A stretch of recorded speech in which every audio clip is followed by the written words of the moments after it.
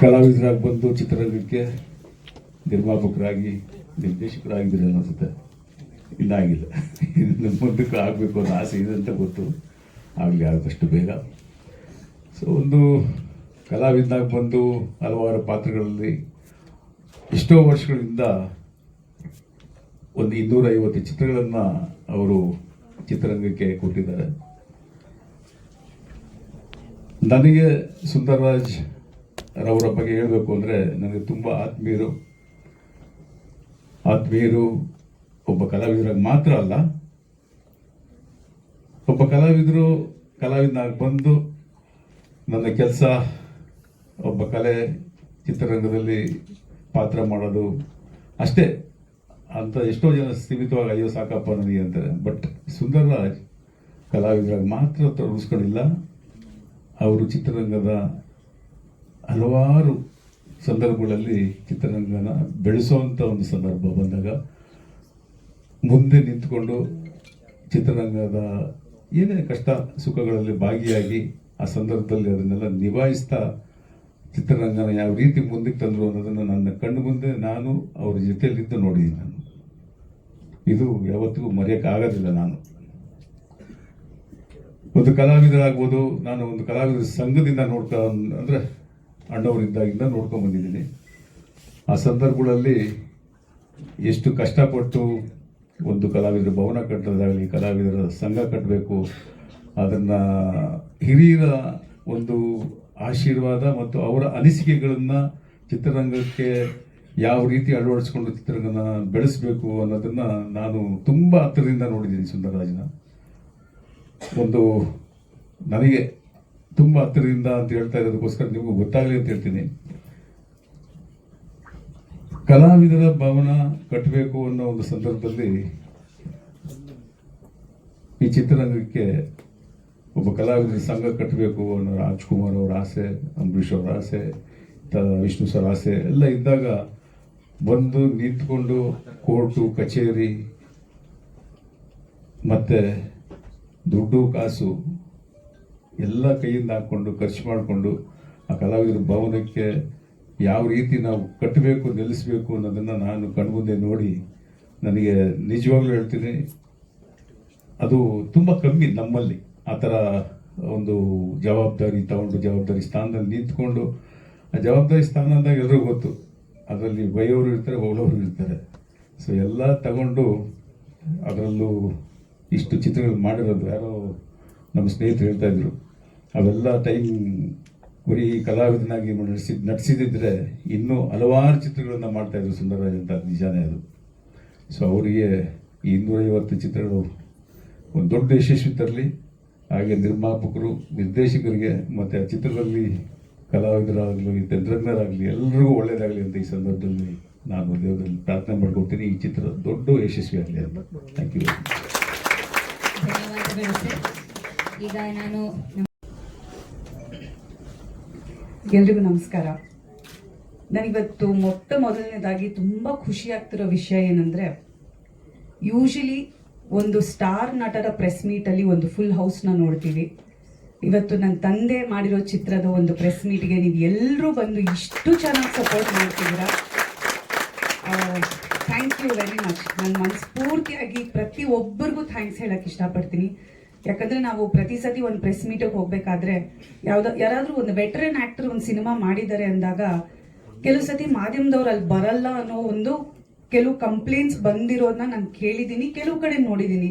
But ಇವತ್ತು ನೀವು ಎಲ್ಲರೂ ಒಟ್ಟುಗೂಡಿ ಅಪ್ಪನಿಗೆ ಒಂದು ಬಿಗ್ಗೆಸ್ಟ್ ಸಪೋರ್ಟ್ ಸಿಸ್ಟಮ್ ಆಗಿ ನಿಂತಿದ್ದೀರಾ. ಥ್ಯಾಂಕ್ ಯು ಸೋ ಮಚ್ ಪ್ರತಿಯೊಬ್ಬರಿಗೂ. ಇಲ್ಲಿ ಭಾಳಷ್ಟು ಹಿರಿಯರಿದ್ದಾರೆ, ಮಾಧ್ಯಮದವರು, ಹೊಸಬ್ರಿದ್ದಾರೆ, ನೀವೆಲ್ಲರೂ ಸೇರಿ ಬಂದಿದ್ದೀರಾ. ಮತ್ತೊಮ್ಮೆ ಥ್ಯಾಂಕ್ ಯು. ಅಪ್ಪನ ಬಗ್ಗೆ ಹೇಳಬೇಕಂದ್ರೆ, ಅವರು ಬೇಸಿಕಲಿ ಬಂದಿರೋದು ರಂಗಭೂಮಿಯಿಂದ.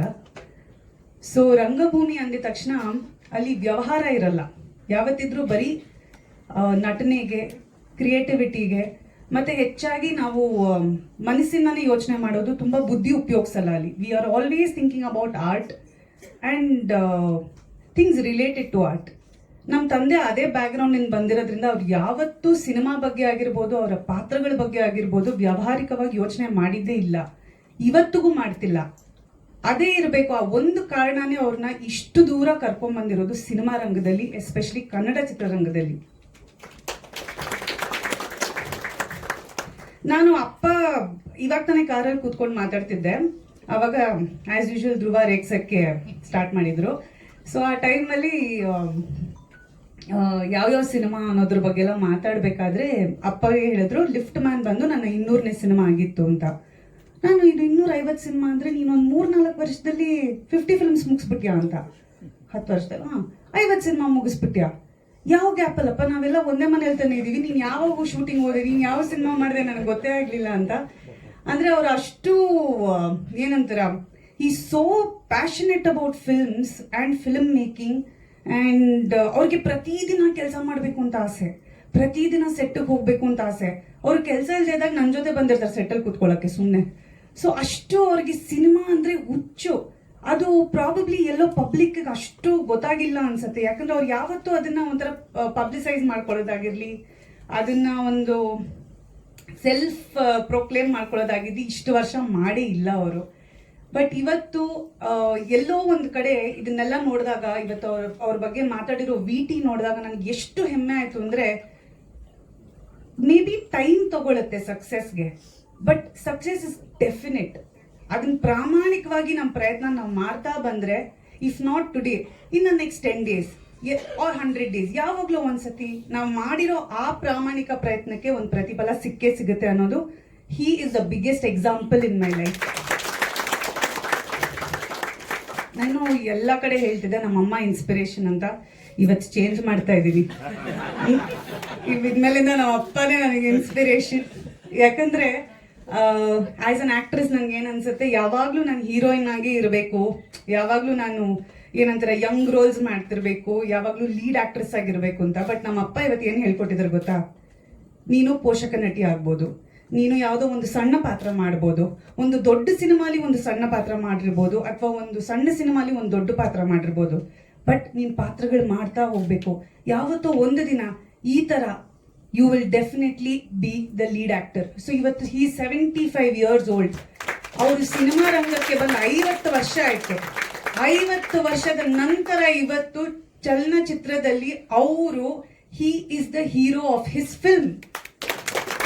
And that for me is achievement. So ಈ ಅಚೀವ್ಮೆಂಟ್ ನಾನು ಕೂಡ ಯಾವತ್ತೋ ನನ್ನ ಲೈಫಲ್ಲಿ ನಾನು ಮಾಡ್ತೀನಿ ಅಂತ ನನಗೆ ಒಂದು ಆಸೆ ಇದೆ. But I mean it's a very emotional moment, happy moment. And ನಾನು ಚಾರ್ಜ್ ಶೀಟ್ ಬಗ್ಗೆ, ಸಿನಿಮಾ ಬಗ್ಗೆ ಹೇಳಬೇಕು ಅಂದರೆ, ನಮ್ಮ ಮನೇಲಿ ಕೂತ್ಕೊಂಡು ಚರ್ಚೆ ಮಾಡ್ತಿದ್ವಿ.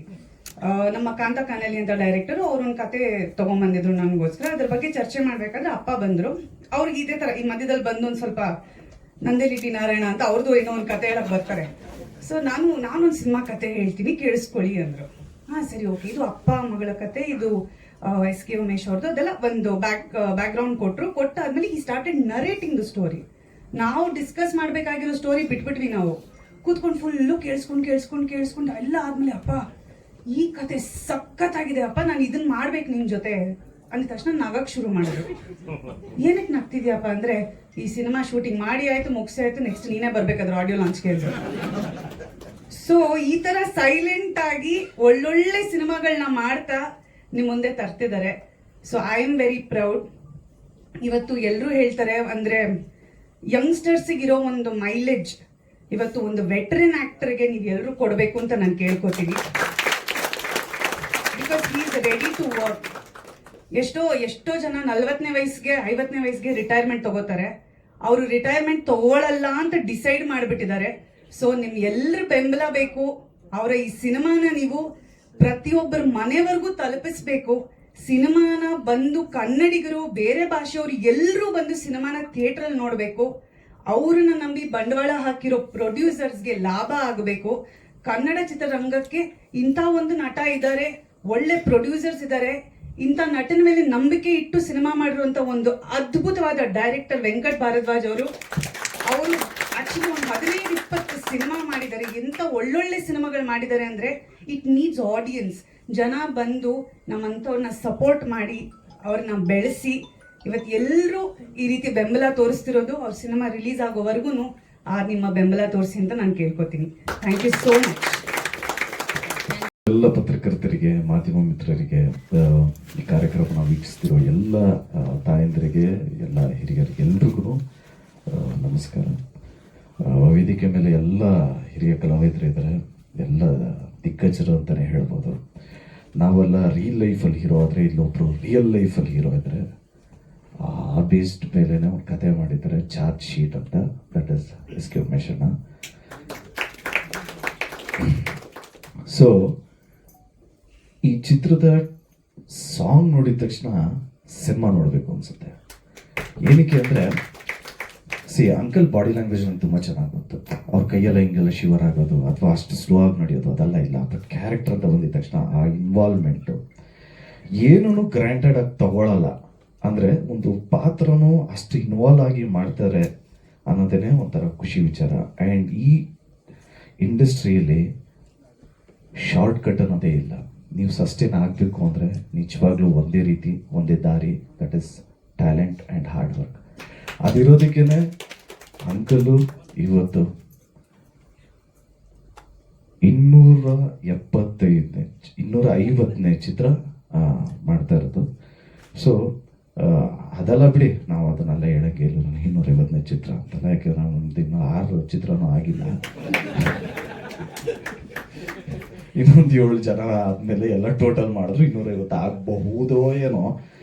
ಬಟ್ ಇನ್ಸ್ಪೈರ್ ಯಾರಿಂದ ಬೇಕಾದ್ರೂ ಆಗ್ಬೋದು, ಆದರೆ ಅಂಕಲಿಂದಾನೇ ಇನ್ಸ್ಪೈರ್ ಆಗೋದಕ್ಕೆ ಒಂದು ಕಾರಣ ಅವ್ರದ್ದು ಒಂದೇ ಟ್ಯಾಲೆಂಟ್. ನಾವು ಆ ಶಾರ್ಟಲ್ಲಿ ನೋಡಿದ ತಕ್ಷಣ ಒಂದು ಲೆಟರ್ ಹಾಕೋದು, ಕೈ ನಡಗಿಸಿ ಲೆಟರ್ ಹಾಕೋದು, ಮಗಳನ್ನು ಹುಡ್ಕೋ ಅಂದ ತವಕ, ಆ ಬಾಡಿ ಲ್ಯಾಂಗ್ವೇಜು, ಮತ್ತು ಒಂದು ಕ್ಲೋಸಪ್ ಇಟ್ಟಾಗ ಪರ್ಫಾರ್ಮ್ ಮಾಡುವಂಥ ಒಂದು ರೀತಿ, ಇದೆಲ್ಲ ನಿಜವಾಗ್ಲೂ ವಾವ್ ಅನ್ಸುತ್ತೆ. ಖಂಡಿತ ಈ ಚಿತ್ರನ ಫ್ಯಾಮಿಲಿ ಜೊತೆ ನಾನು ಫಸ್ಟ್ ಡೇ ಫಸ್ಟ್ ಶೋ ಹೋಗಿ ನೋಡಿ ಎಲ್ಲಾದರೂ ಹೇಳ್ತೀನಿ. ಆ್ಯಂಡ್ ಆಲ್ಸೋ ಈ ಚಿತ್ರದ ನಿರ್ದೇಶಕರಾದ ನಮ್ಮ ವೆಂಕಟ್ ಸರ್ಗೆ ಆ್ಯಂಡ್ ಪ್ರೊಡ್ಯೂಸರ್ ಆದ ಲಕ್ಷ್ಮಣ್ ಸರ್ ಹಾಗೆ ದಿನೇಶ್ ಸರ್ಗೆ ಥ್ಯಾಂಕ್ಸ್ ಹೇಳೋದಕ್ಕೆ ಇಷ್ಟಪಡ್ತೀನಿ. ಯಾಕೆಂದರೆ ಒಂದು ಚಿತ್ರ ಒಂದು ವಿಷನ್ ಇಟ್ಕೊಂಡು ಡೈರೆಕ್ಟ್ರು ಮಾಡೋದು, ಆ ವಿಷನ್ಗೆ ಎಲ್ಲರೂ ಒಂದು ಜಸ್ಟಿಫಿಕೇಶನ್ ಕೊಡೋದಕ್ಕೆಲ್ಲ ಅದು ಭಾಳ ಇಂಪಾರ್ಟೆಂಟು. ಅದರಲ್ಲೂ ಯಾರ ಮೇಲೂ ನಂಬಿಕೆ ಬರಲ್ಲ, ಆ ಪಾತ್ರನ ನಿಭಾಯಿಸ್ತಾರೆ ಅಂತ ನಂಬಿಕೆ ಇಲ್ಲ ಅಂದಾಗ ಖಂಡಿತವಾಗ್ಲೂ ಒಬ್ಬರು ಸೀನಿಯರ್ ಆ್ಯಕ್ಟ್ರೇ ಅದನ್ನು ನಿಭಾಯಿಸೋಕ್ಕಾಗೋದು. ಯಾಕೆಂದರೆ ಬಿಕಾಸ್ ಆಫ್ ಎಕ್ಸ್ಪೀರಿಯನ್ಸ್. ಖಂಡಿತ ಒಳ್ಳೆ ಚಾಯ್ಸು ನಮ್ಮ ಡೈರೆಕ್ಟರ್ದು. ಆ್ಯಂಡ್ ಅಂಕಲ್ ಬಗ್ಗೆ ಹೇಳಬೇಕು ಅಂದರೆ, ಅಫ್ಕೋರ್ಸ್ ನಮಗೆ ಅಂಕಲ್ದು ನಾನು ಯಾವಾಗಲೂ ಸಿಕ್ಕಿದಾಗಲೇ ಹೇಳ್ತಾ ಇರ್ತೀನಿ. ನಂದು ಒಂದಾನೊಂದು ಕಾಲದಲ್ಲಿ ನೋಡಿದ್ದೀನಿ, ಬಟ್ ನನಗೆ ಅವ್ರದ್ದು ಸಿನಿಮಾ ಫೇವ್ರೇಟು ಅಂದರೆ ಉದ್ಭವ ಅಂತ. ಅದರಲ್ಲಿ ಏನು ಎನರ್ಜಿ ಅಂದರೆ, ಅನಂತಾಗ್ ಸರ್ ಸುಳ್ಳು ಹೇಳೋದಕ್ಕೂ, ಇವ್ರು ಅದಕ್ಕೆ ಕರೆಕ್ಟಾಗಿ ಇವರು ಸಾಥ್ ಕೊಡೋದಕ್ಕೂ, ಆ ರೋಡ್ ತುಂಬ ಚಿಕ್ಕ ಲೈನು, ರೋಡ್ ಎಕ್ಸ್ಟೆಂಡ್ ಮಾಡೋ ಅಂತ ಒಂದು ಲೈನು ನೋಡಿದಿರಲ್ಲ. ಏನು ಉದ್ಭವ, ಈಗ ದೇವರೆಲ್ಲ ಉದ್ಭವ, ಎಷ್ಟು ಎನರ್ಜಿ ಅಂದರೆ ಚಿಕ್ಕ ಚಿಕ್ಕ ಬೀಟ್ಸ್ನೂ ಹಿಡ್ತಿದ್ದಾರೆ. ಆ್ಯಂಡ್ ನಮ್ಮ ಬಂಗಾರ ಜಿಂಕೆಯಲ್ಲೂ ಅಷ್ಟೇ, ಬಂಗಾರ ಜಿಂಕೆಯಲ್ಲಿ ಎಲ್ಲರೂ ಮಾಡಿದ್ದಾರೆ. ಅಂಕಲ್ ಮಾಡಿದ್ದಾರೆ, ನಮ್ಮ ತಾತ ಮಾಡಿದ್ದಾರೆ, ಆಂಟಿ ಮಾಡಿದ್ದಾರೆ. ಆ್ಯಕ್ಚುಲಿ ನೀವುಗಳು ಮೀಟ್ ಮಾಡೋದಕ್ಕಿಂತ ಮುಂಚೆ ನೋಡಿ ಅವ್ರುಗಳೆಲ್ಲ ಮೀಟ್ ಮಾಡೋರು. ಹಂಗ ಓಕೆ. ಆಮೇಲೆ ಇದು ಅಂಕಲ್ ಯಾವುದದು, ಅಲ್ಲ ಇದು ಬಂದಾಳೋ ಬಿಂಕದ ಸಿಂಗರ್ ಯಾವುದದು ಲಾಸ್ಟ್ ನೀವೇ ಅಲ್ವಾ ಅಂಕಲ್? ಇಲ್ಲ, ಬಾನಲೆ ಮಧುಚಂದ್ರಕ್ಕೆ. ಅದೆಲ್ಲ ಎಂಥ ಒಳ್ಳೊಳ್ಳೆ ಮೂವೀಸ್. ಸೊ ಅಂಕಲ್ಗೆ ಆಲ್ ದ ವೆರಿ ಬೆಸ್ಟ್ ಹೇಳೋದಕ್ಕೆ ಇಷ್ಟಪಡ್ತೀನಿ. And keep inspiring uncle. Lots of love. We love you. Thank you so much. Thank you so much. ವೇದಿಕೆ ಮೇಲೆ ಇರ್ತಕ್ಕಂಥ ಎಲ್ಲ ಗಣ್ಯರಿಗೂ ಸಹ ನನ್ನ ನಮಸ್ಕಾರಗಳು. ಈ ಸಿನಿಮಾ ಆಗಬೇಕು ಅಂತಂದರೆ ನಾನು ಮಾಡಿದಂಥ ಒಂದು ಕೇಸ್ ಇದು. ಇದರ ಮಜಾ ಏನು ಅಂದರೆ, ನಾನು ಈ ಕೇಸ್ನ ಪೂರ್ವದಲ್ಲಿ ಅಂತ ಅಂದರೆ ಈ ಕೇಸ್ ದಾಖಲಾಗಬೇಕಲ್ಲ, ಆ ದಾಖಲಾಗೋದಕ್ಕೆ ಕೇಸ್ ಪತ್ತೆ ಮಾಡಿದ್ದೀನಿ. 5 ವರ್ಷ ಆದ ನಂತರ, ಆಫ್ಟರ್ 5 years ಅದನ್ನು FIR ಮಾಡಬೇಕಾದ್ರೇ ಒದ್ದಾಟ ಪೊಲೀಸ್ ಠಾಣೆಗಳಲ್ಲಿ. ಒಂದು ಮಗಳು, ಒಂದು ಮಗನೋ, ಅಣ್ಣನೋ, ತಮ್ಮನೋ, ತಂಗಿನೋ ಕಳೆದೋಗ್ಬಿಡ್ತಾರೆ. ಎಲ್ಲ ಪ್ರಯತ್ನ ಪಡ್ತಾರೆ, ಪೊಲೀಸ್ ಸ್ಟೇಷನ್ಗೂ ಹೋಗ್ತಾರೆ. ಅಲ್ಲಿ FIR ಗಳು ದಾಖಲಾಗಬೇಕು ಮತ್ತೆ ಅದರ ವಿಚಾರದಲ್ಲಿ ತನಿಖೆ ಪ್ರಾರಂಭ ಆಗಿ ಪತ್ತೆ ಕಾರ್ಯ ಆಗಬೇಕು. 5 ವರ್ಷಗಳ ನಂತರ ಒಂದು ಏರ್ ಹೋಸ್ಟೆಸ್ ಅವರ ಅಪ್ಪ ಹೋಗ್ತಾರೆ, ಕೇಸ್ ರಿಜಿಸ್ಟರ್ ಆಗಲ್ಲ, ಸಿಂಗ್ಪುರ್ಗೆ ಹೋಗಿ ಮಲೇಷ್ಯಾಗೆ ಹೋಗಿ ಅಂತ ಹೇಳಿ ಇಲ್ಲಿಂದ ಗೊತ್ತಾಗ್ತಾರೆ. ಅವ್ರನ್ನ ಬಹಳ ಅವ್ರ ಜೀವನದಲ್ಲಿ ಬಹಳ ಬೇಸರ ಪಟ್ಕೊಳ್ತಾರೆ. ಏನೆಲ್ಲ ಮಾಡಬೇಕು ಮಾಡ್ತಾರೆ, ಬಟ್ ಕೇಸ್ ಅಂತೂ ರಿಜಿಸ್ಟರ್ ಆಗಲ್ಲ. ಅದು ಕೊನೆಗೆ ಯಾರ್ದೋ ಮುಖಾಂತರ ನನ್ನ ಪರಿಚಯದವರು ಈಗ ಆಗಿದೆ 5 ವರ್ಷ ಆದ್ಮೇಲೆ ನನಗೆ ತಿಳಿಸ್ತಾರೆ. ನನಗೂ ಸಹ FIR ಮಾಡೋದಕ್ಕೂ ಆಗಲೇ ಇಲ್ಲ ನನ್ನ ಕೈಯಲ್ಲೂ. ಇದೇನಪ್ಪ ಹಣೆ ಬರ ಹಿಂಗಾಗ್ಬಿಡ್ತು ಅಂತೇಳಿ ಕೇಸ್ನೇ ಪತ್ತೆ ಮಾಡೋಣ, ನೋಡೇ ಬಿಡೋಣ, ಬಿಡೋದು ಬೇಡ ಇದಾಗ ಅಂತೇಳಿ ಒಂದು ಚಾಲೆಂಜ್ ಆಗಿ ತಗೊಂಡು ಪತ್ತೆಕಾರಿ ಕೋರ್ಟ್ ಅಂತ ಕೇಸ್ ಇದು ಚಾರ್ಜ್ ಶೀಟ್ ಬಿಟ್ಟಾಕಿ FIR ಮಾಡೋಕೆ ನಂಗೆ ದೊಡ್ಡ ಕೆಲಸ ಆಗಿತ್ತದು. ಯಾಕೆಂದ್ರೆ ಕೇಸೇ ಪತ್ತೆ ಮಾಡುವಂತ ಪರಿಸ್ಥಿತಿ ಬಂದಿತ್ತು. ಹಾಗೆ ಇದೊಂದು ನನಗೆ ಬಹಳ ಅದ್ಭುತವಾದಂಥ ಥ್ರಿಲ್. ಯಾವುದೇ ಒಂದು ಕೇಸ್ ಇನ್ವೆಸ್ಟಿಗೇಷನ್ ಒಳವಕ್ಕಾಗ ನನ್ನ ಕೇಸ್ ಅಲ್ಲ ಇದು. ನನಗೆ ಈ ಥರ ಎಲ್ಲಾದ್ರೂ ಕಡತದಲ್ಲಿ ಮೂಲೆ ಸೇರ್ಕೊಬಿಟ್ಟು ಮೂಟೆ ಕಟ್ಟಿ ಬಿಸಾಕಿರ್ತಾರಲ್ಲ ಅಂತ ಹುಡುಕಿ ಪತ್ತೆ ಮಾಡ್ತಕ್ಕಂಥದ್ದು ನನ್ನ ಹವ್ಯಾಸ. ಅದೇನಾದರೂ ಆಗಲಿ ಅದು ಯಾಕೆ ಪತ್ತೆ ಆಗಲ್ಲ ನೋಡೇ ಬಿಡೋಣ ಅಂತ ಹೇಳಿ ಅಂತ ಆ ಒಂದು ಇದರಲ್ಲಿ ನಾವು ಆ ಗಂಟು ಮೂಟೆ ಹುಡುಕೋದ್ರಲ್ಲೇ ನಮ್ಮ ಪೊಲೀಸ್ ಅದು ಹೆಂಗೆ ಹೊಟ್ಟೋಗ್ಬಿಡ್ತೇವೆ ನಮ್ಮ ಕೈಯಿಂದ ಗೊತ್ತೇ ಆಯ್ತಾ ಇಲ್ಲ ನನಗೆ. ಹಾಗಾಗಿ ಈ ಒಂದು ನನ್ನ ಗಂಟು ಮೂಟೆಯಲ್ಲಿರ್ತಕ್ಕಂಥ ಇದೊಂದು ಅದ್ಭುತವಾದಂಥ ಕೇಸ್ನ ನಮ್ಮ ವೆಂಕಟರಾಜು ಅವರು ಅದನ್ನ ಬಹಳ ಹತ್ತಿರಕ್ಕೆ ಅಂತಂದ್ರೆ ಬಹಳ ಸಮೀಪವಾಗಿ ತಗೊಂಡೋಗಿದ್ದಾರೆ. ರಿಯಲ್ ಏನು ಇನ್ಸಿಡೆಂಟ್ಗಳು ನಡೀತು ಅಂತ ಅನ್ನುವಂಥದ್ದು ಬಹಳ ಅದ್ಭುತವಾಗೂ ಸಹ ಅದನ್ನ ಚಿತ್ರೀಕರಿಸಿದ್ದಾರೆ, ಕಷ್ಟಪಟ್ಟಿದ್ದಾರೆ. ಮತ್ತೆ ಸುಂದರೇಶ್ ಸರ್ ಅವರು ತುಂಬಾ ಚೆನ್ನಾಗಿ ಮಾಡಿದ್ದಾರೆ. ನಾನು ನೋಡಿದ್ವಿ ಇದನ್ನೆಲ್ಲನೂ. ನನಗೂ ಅನ್ನಿಸ್ತು ಎಲ್ಲೋ ಬಹಳ ಇಷ್ಟು ಚೆನ್ನಾಗಿ ಅಂದ್ರೆ ಆ ಮನುಷ್ಯ ಬರ್ತಿದಾರಲ್ಲ ನನ್ನ ಹತ್ರ ಕಂಟಿನ್ಯೂಸ್ ಬಂದಿದ್ದಾರೆ. ನಾನು ಪೊಲೀಸ್ ಠಾಣೆಗೆ ನಾನೇನು ಪತ್ತೆ ಕಾರ್ಯ ಮಾಡ್ತಾ ಇದ್ನೋ, ಪತ್ತೆ ಕಾರ್ಯ ಪ್ರಾರಂಭ ಆದದಿಂದ ಹಿಡಿದು ಪತ್ತೆ ಆಗುವವರೆಗೂ every day that man comes to my police station, sit on in a corner, watch my proceedings. ನನ್ಗೆ ಎಷ್ಟು ಪೇಷನ್ಸ್ ಇರ್ಬೇಕು ಹೇಳಿ. ನನ್ಗೆ ಗೊತ್ತಿರೋ ಮನುಷ್ಯ, ನನ್ಗೆ ಗೊತ್ತಿರೋ ಮುಖಾಂತರ ಹೊಂದಿರತಕ್ಕಂಥ ಮನುಷ್ಯ ಕಂಟಿನ್ಯೂಸ್ ಆಗಿ ಅಷ್ಟು ದಿವಸ ಬಂದು ಪೊಲೀಸ್ ಠಾಣೆಯಲ್ಲಿ ಒಂದು ನಾಯಿ ಇತ್ತು, ಆ ನಾಯಿ ಮರಿ ಹಾಕಿ ಒಂದು 7-8 ಮರಿ ಹಾಕಿ ಅವ್ರ ಜೊತೆಲೇ ಹೊಟ್ಟೋಗ್ಬಿಡ್ತು. ಅಂದ್ರೆ ಯಾವ ಮಟ್ಟಕ್ಕೆ ಪೊಲೀಸ್ ಸ್ಟೇಷನ್ ಮಾಡ್ಕೊಬಿಟ್ಟಿದ್ರು ಅವರು ಅಂದ್ರೆ ಸಣ್ಣ ಪುಟ್ಟ ಬರ್ತಕ್ಕಂಥ ಕೇಸ್ಗಳನ್ನು ಸಾಲ್ವ್ ಮಾಡೋ ಪರಿಸ್ಥಿತಿ ಬಂದ್ಬಿಟ್ರು ಅವರು ಸ್ಟೇಷನ್ ನಲ್ಲಿ. ನಮ್ಮ ಪೊಲೀಸವ್ರು ಏನ್ ಸಾರಿ ಮನುಷ್ಯ ಬಂದು ಹಿಂಗ್ ಕೂತ್ಕೊಂಡು ನಮ್ ತಲೆ ತಿಂತಾರಲ್ಲ ಸಾರಿ, ಏನ್ ಸಾರಿ ಇದು ಕತೆ ಬಿಡಪ್ಪ. ಅವರೊಬ್ರು ಪೊಲೀಸ್ ಮನ್ ಅನ್ಕೊಬಿಡ್ರಿ, ನಿಮ್ಗೆ ಏನ್ರಿ ತೊಂದ್ರೆ, ಅವ್ರು ನೋವು ನಿಮ್ಗೆ ಗೊತ್ತಾ, ಮಗಳು ಕಳ್ಕೊಂಡಿದ್ದಾರೆ, ಪತ್ತೆ ಮಾಡೋಣ, ಪತ್ತೆ ಆಗುತ್ತೀರಿ ಅಂತೇಳಿ ಒಂದು ಚಾಲೆಂಜ್ ಆಗಿ ಈ ಕೇಸ್ನ ಪತ್ತೆ ಬರ್ತಕ್ಕಂಥದ್ರಲ್ಲಿ ನಾವೆಲ್ಲ ಯಶಸ್ವಿ ಆದ್ವಿ. ಅದೇ ತರ ವೆಂಕಟರಾಜು ಅವರು ಸಹ ಬಹಳ ಅದ್ಭುತವಾಗಿ ಅದನ್ನ ದೃಶ್ಯಗಳನ್ನ ತುಂಬಾ ಚೆನ್ನಾಗಿ ಮಾಡಿದ್ದಾರೆ. ನಮ್ಮ ದಿನೇಶ್ ಅವರು ಮತ್ತೆ ನಮ್ಮ ಲಕ್ಷ್ಮಣ್ ಅವರು ಪ್ರೊಡ್ಯೂಸರ್ಗಳು ಬಹಳ ಏನೇ ಒಂದು ಸಿನಿಮಾನ ಅಷ್ಟು ಸುಲಭದ ಮಾತಲ್ಲ. ಯಾಕೆಂದ್ರೆ ನಾನು ಸಿನಿಮಾದ ಒಂದು ಸ್ವಲ್ಪ ಒಡನಾಟಕ್ಕೆ ಬಂದಾದ್ಮೇಲೆ ಗೊತ್ತಾಯ್ತು ಇದೊಂಥರ ಯುದ್ಧ ಇದ್ದಂಗಿದು. ಏನಂದ್ರೆ ವಾಪಸ್ ಬದುಕೊಂಡು ಬರುವುದೇ ಕಷ್ಟ ಪರಿಸ್ಥಿತಿ ಆಗೋಗ್ಬಿಟ್ಟೈತೆ. ಆ ಮಟ್ಟದ ದೊಡ್ಡ ಯುದ್ಧ ಇದು.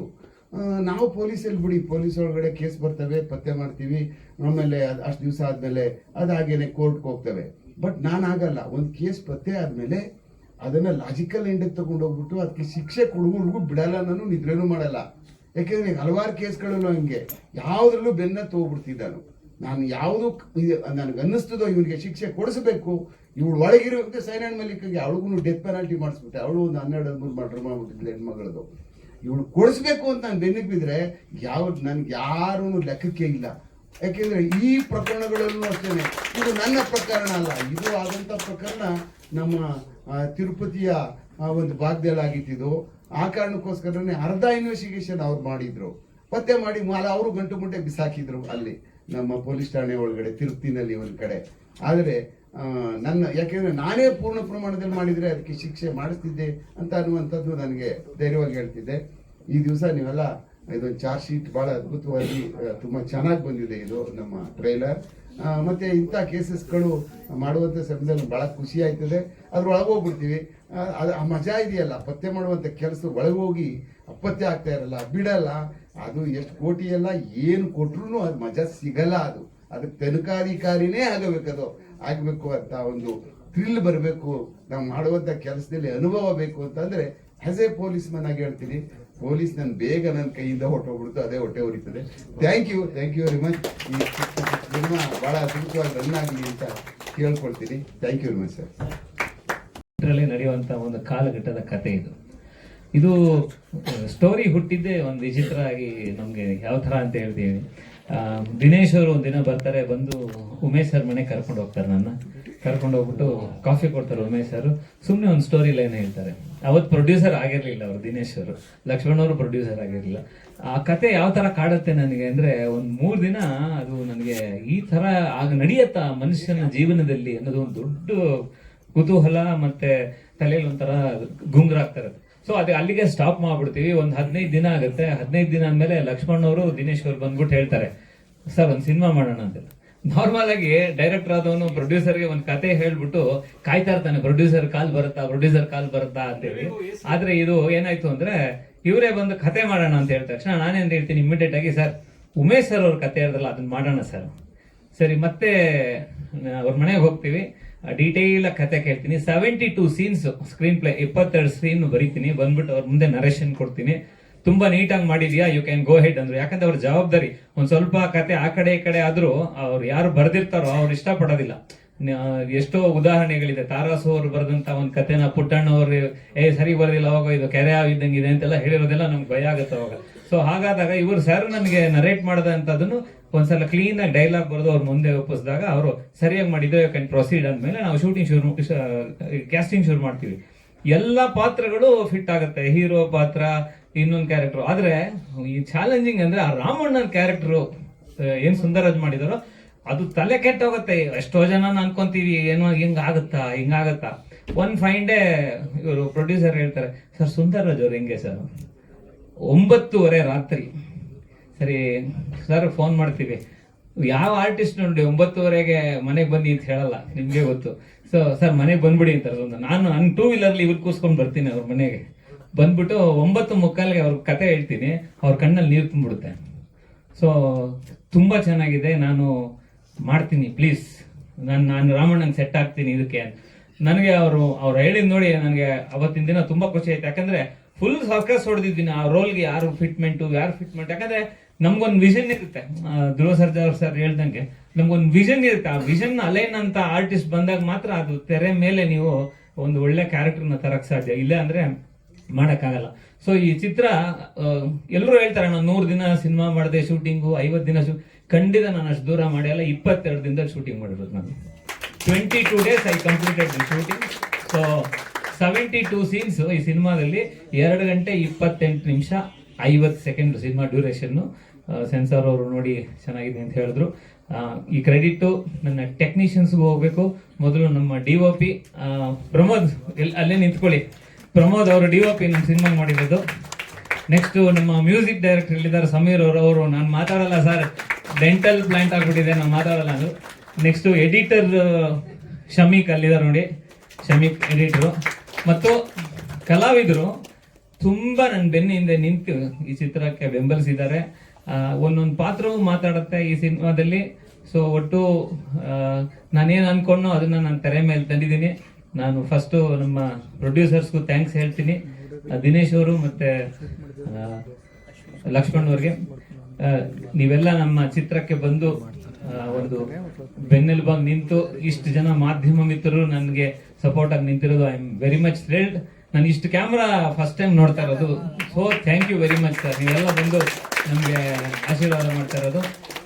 ಈ SK ಉಮೇಶ್ ಕ್ಯಾರೆಕ್ಟರ್ ಮಾಡಿರತಕ್ಕಂತ ನಮ್ಮ ಹರ್ಷರ್ಜುನ್ ಕಲಾಲ್ ಇವರು ನನ್ನ 2ನೇ ಸಿನಿಮಾ ಬಬ್ಲು ಶಾದಲ್ಲಿ ಒಳ್ಳೆ ಹೀರೋ ರೋಲ್ ಮಾಡಿಸಿದ್ದೆ. ಸೊ ಈ ಒಂದು ಚಿತ್ರಕ್ಕೆ ಇದೊಂದು ಒಳ್ಳೆ ಫಿಟ್ಮೆಂಟ್ ಇವರು ಅಂತ ಹೇಳಿ SK ಉಮೇಶ್ ಅವ್ರನ್ನ ಕ್ಯಾರೆಕ್ಟರ್ನ ಇವ್ರಿಗೆ ಕೊಟ್ಟೆ. ಬಟ್ ಇನ್ನೊಂದು ಅಡ್ವಾಂಟೇಜ್ ಅಂತ ಹೇಳ್ತೀನಿ ಕೇಳಿ. ಸಾರು ಯಾವಾಗಲೂ ನಮ್ಮ ಸೆಟ್ಗೆ ಬರೋರು ಒಂದು 2-3 ಸಲ. ಯಾಕಂದ್ರೆ ಪೊಲೀಸ್ ಸ್ಟೋರಿ ಮಾಡ್ಬೇಕಾದ್ರೆ ತುಂಬಾ ಮೈಯೆಲ್ಲ ಕಣ್ಣಾಗಿರ್ಬೇಕು. ಆ ಯೂನಿಫಾರ್ಮು, ಆ ಟೋಪಿ ಹೆಂಗಿಡೋದು ಅದೆಲ್ಲ ತುಂಬಾ ಚೆನ್ನಾಗಿ ಹೇಳ್ಕೊಟ್ರು. ಸೆಟ್ಟಲ್ಲಿ ಬಂದು ನೋಡು, ಕಣ್ಣು ಹುಬ್ಬು ಮೇಲೆ ಈ ತರ ಟೋಪಿ ಇರ್ಬೇಕು, ಬ್ಯಾಡ್ಸ್ ಹಿಂಗಿರ್ಬೇಕು ಅಂತ. So sir thank you. ನೀವು ಒಂಥರ ಆರ್ಟ್ ಡೈರೆಕ್ಟರ್ ಇದ್ರಿ ನಮ್ಮ ಸಿನಿಮಾಗೆ. Thank you very much. So ಮಾಧ್ಯಮ ಮಿತ್ರರು ಯಾವ್ದಾರ ಕ್ವಶನ್ ಇದ್ರೆ ನಾನು ಕ್ವಿಕ್ ಆಗಿ ಆನ್ಸರ್ ಮಾಡ್ತೀನಿ. ತಡ ಆಗ್ತಾ ಇದೆ ಗೊತ್ತು ನಮ್ಗೆ. ನೀವೊಂದು ಓಕೆ. ಮಾಧ್ಯಮ ಮಿತ್ರರಿಗೂ ಹಾಗೂ ವೇದಿಕೆ ಮೇಲಿರುವ ಎಲ್ಲ ಗಣ್ಯರಿಗೂ ಥ್ಯಾಂಕ್ ಯು ಸೋ ಮಚ್. ಬಂದಿದ್ದಕ್ಕೆ. ವೆಂಕಟ್ ಸರ್ ನನಗೆ ಐ ಥಿಂಕ್ ಜುಲೈ 22-23 ಕಾಲ್ ಮಾಡ್ತಾರೆ ಲಾಸ್ಟ್ ಇಯರ್. 22-23 ಕಾಲ್ ಮಾಡಿ ಇನ್ನೊಂದು 5 ದಿನದಲ್ಲಿ ಶೂಟಿಂಗ್ ಇದೆ, ಒಂದು ಹೊಸ ಸಿನಿಮಾ ಮಾಡ್ತಾ ಇದ್ದೀನಿ ಬನ್ನಿ ಅಂತ ಹೇಳಿದರು. ಸರ್ 5 ದಿನದಲ್ಲ, ಒಂದ್ಸಲಿ ಸ್ಟೋರಿ ನರೇಟ್ ಮಾಡ್ತೀರಾ ಅಂತ ಕೇಳಿದೆ. ಅವರು ಅದೇ SK ಉಮೇಶ್ ಸರ್ದು ಈ ಥರದ್ದೊಂದು ರಿಯಲ್ ಇನ್ಸಿಡೆಂಟ್ ಇಟ್ಕೊಂಡು ಮಾಡ್ತಾ ಇದ್ದೀವಿ, ನೀವು SK ಉಮೇಶ್ ಸರ್ ಮಾಡಿದಂಥ ಪಾತ್ರನ ನೀವು ಮಾಡಬೇಕು, ನಿಜವಾಗ ಅವ್ರು ಮಾಡಿದ್ರೆ ನೀವು ಮಾಡಬೇಕು ಅಂತ ಹೇಳ್ತಾರೆ. ಸರ್ SK ಉಮೇಶ್ ಸರ್ ಪಾತ್ರ ಮಾಡಬೇಕು ಅಂತಂದ್ರೆ ಒಂದು ಸ್ವಲ್ಪ ಪ್ರಿಪ್ರೇಷನ್ ಬೇಕಾಗುತ್ತೆ. ನೀವು 5-7 ದಿನದಲ್ಲೆಲ್ಲ ಇದು ಕ್ಯಾರೆಕ್ಟರ್ ಅಂದ್ರೆ ಅದನ್ನ ಪ್ರೆಸೆಂಟ್ ಮಾಡೋದು ಕಷ್ಟ ಆಗುತ್ತೆ. ನನಗೊಂದಷ್ಟು ಸ್ಟಡಿ ಮಾಡಕ್ ಬಿಡಿ, ಒಂದಷ್ಟು ನಾನು ಆ ಕ್ಯಾರೆಕ್ಟರೈಸೇಷನ್ ಬಿಲ್ಡ್ ಮಾಡಕ್ಕೆ ಏನೇನಾಗುತ್ತೋ ನಾನು ಒಂದಷ್ಟು ಅದರದ್ದು ಅಭ್ಯಾಸ ಮಾಡ್ತೀನಿ ಅಂತ ಹೇಳಿ ಅವ್ರಿಗೆ ಹತ್ತತ್ರ ಒಂದು 25-30 ದಿನ ಟೈಮ್ ತಗೊಂಡು ಒಂದಷ್ಟು ಆ ಕ್ಯಾರೆಕ್ಟರ್ಗೆ ಫಸ್ಟ್ ನೋಡಿದ ತಕ್ಷಣ ಒಂದು ಪೊಲೀಸ್ ಆಫೀಸರ್ ಅಂತ ಅನಿಸ್ಬೇಕು ಫಸ್ಟ್. ಆಮೇಲೆ ದ ಎಂಟೈರ್ ಅಂದ್ರೆ ಆಡೋ ಮಾತು, ನೋಟ, ನಡೆ ಎಲ್ಲವೂ ಆ ಫೀಲ್ ನ ಹೊಂದ್ಕೋಬೇಕು. ಸೊ ಅದಕ್ಕೆ ಟೈಮ್ ಕೊಡಿ ಅಂತ ಕೇಳಿದೆ. ಸೊ ಆ ಪ್ರಕಾರ ಅವರು ಟೈಮ್ ಕೊಟ್ಟರು. ಸೊ ಸಿನಿಮಾ ಶುರುವಾದ್ಮೇಲೆ ನಾನೊಂದು ಸ್ವಲ್ಪ ಔಟ್ಬಸ್ಟ್ ಕ್ಯಾರೆಕ್ಟರ್ಗಳನ್ನ ಅಂದ್ರೆ ತೀರಾ ಏನೋ ದೊಡ್ಡ ಡೈಲಾಗ್ ಹೊಡಿಯೋದು ಅಥವಾ ಕಿರ್ಚಾಡೋದು ಆ ಥರದ್ದೊಂದು ಸ್ವಲ್ಪ ಮಾಡ್ತೀನಿ. ಬಟ್ ಅಂಡರ್ ಪ್ಲೇ ಅಂತ ಬಂದಾಗ ನನಗೆ ರಿಯಲಿ ಒಂದು ಸ್ವಲ್ಪ ಕಷ್ಟನೇ ಅದು. ಸೊ ಒಂದೊಂದು ಸೀನು ಹಿಡಿದು ಮಾಡ್ತಾ ಇದ್ವಿ. ಯಾವಾಗ ನಂದು ಸುಂದರ ಸರ್ದು ಫಸ್ಟ್ ಸೀನ್ ಮಾಡಿದ್ವಿ ನಾವು, ಸರ್ ನಾನು. ಸೊ ಬರೀ ಅವ್ರ ರಿಯಾಕ್ಷನ್ಗೆನೆ ಇಲ್ಲಿ ಆಕ್ಷನ್ ಬರಕ್ ಶುರುವಾಗೋದು. ಬಿಕಾಸ್ ಅಂತ ಅದ್ಭುತವಾದಂಥ ರಿಯಾಕ್ಷನ್ಸ್ ಕೊಡೋರು ಸರ್, ಬೆಂತಟ್ಟೋರು. ಪ್ರತಿ ಸೀನು ಹೆಂಗೆ ಮಾಡಬೇಕು, ಏನು ಮಾಡಬೇಕು ಅಂತ ಪ್ರತಿ ಹಂತದಲ್ಲೂ ಹೇಳ್ತಾ ಬಂದರು. So sir thank you so much. And ನಮ್ಮ DOP Pramod, thank you man. Lawrence co director, super, ಸಖತ್ ಸಪೋರ್ಟ್ ಮಾಡಿದ್ರು. ಅಂಡ್ ನನ್ನ ಎಂಟೈರ್ ಕೋ ಸ್ಟಾರ್ಸ್, ಸೊ ಎಲ್ರಿಗೂ thank you so much. So I hope ಒಂದು ಒಳ್ಳೆ ಸಿನಿಮಾ ಆಗುತ್ತೆ. Rupesh, so thank you so much sir. Venkat sir thank you. ನಿರ್ಮಾಪಕರಿಗೆ thank you so much. And Dhruva sir thank you so much. ವೇದಿಕೆ ಮೇಲೆ ಇರ್ತಕ್ಕಂಥ ಎಲ್ಲ ಗಣ್ಯರಿಗೂ, ನಿರ್ದೇಶಕರಿಗೂ, ನಿರ್ಮಾಪಕರಿಗೂ ಮತ್ತು ಸಹಕರಿಸಿದಂಥವ್ರಿಗೂ, ಆಗಮಿಸಿರ್ತಕ್ಕಂಥವ್ರಿಗೂ, ಕುಟುಂಬ ವರ್ಗಕ್ಕೂ, ನಾನು ಇಷ್ಟೊಂದು ಕ್ಯಾಮರಾಗಳನ್ನು ಬಹಳ ವರ್ಷದ ನಂತರ ಈಗ ನೋಡ್ತಾ ಇದ್ದೀನಿ. ಇಷ್ಟೊಂದು ಶಬರಿಮಲೆ ಕೇಸಲ್ಲಿ ನಾನು ಆ ಟೈಮಲ್ಲಿ ಈ ಕ್ಯಾಮ್ರಾಗಳೆಲ್ಲ ನೋಡಿದ್ದೆ. ನಂತರ ಇವತ್ತೇ ನಾನು ಬಂದ ತಕ್ಷಣನೇ ಇದು ಇಷ್ಟೊಂದು ಜನ ಎಲ್ಲಿದ್ದಾರೆ, ಎಲ್ಲಿ ಎಲ್ಲ ಎಣಿಸ್ತಾ ಕೂತ್ಕೊಂಡೆ. ಅದಕ್ಕೆ ಇಷ್ಟೊಂದು ಜನ ಇದ್ದೀರ ಮಾಧ್ಯಮದ ಎಲ್ಲ ಗಣ್ಯರಿಗೂ ಕೂಡ ನನ್ನ ಹೃತ್ಪೂರ್ವಕವಾದಂತಹ ನಮಸ್ಕಾರಗಳನ್ನು ಹೇಳ್ತಾ,